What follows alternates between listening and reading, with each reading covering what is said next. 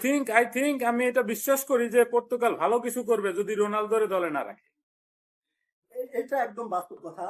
ও বুড়ো মুড়ো চলে না, মানে মেসি বুড়ো হইলেও ওর যে যোগ্যতা আছে, মানে টুকুস করে একটা বল পাস দিয়ে দিলে গোলটা হয়, কিন্তু রোনালদোর ওই যোগ্যতাটা নাই। ভাই out of mind Ireland of রিপাবলিকের কাছে রোনালদো রেড কার্ড খাইছে এবং হারছে 2 গোলে।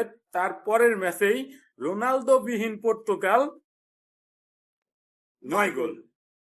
9 7 আপ কে টপ 9 আপ 9 আপ।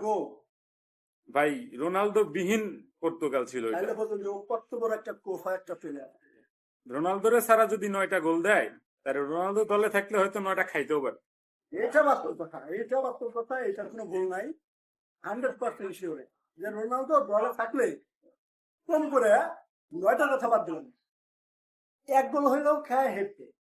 ঠিক ঠিক সঠিক বলেছেন।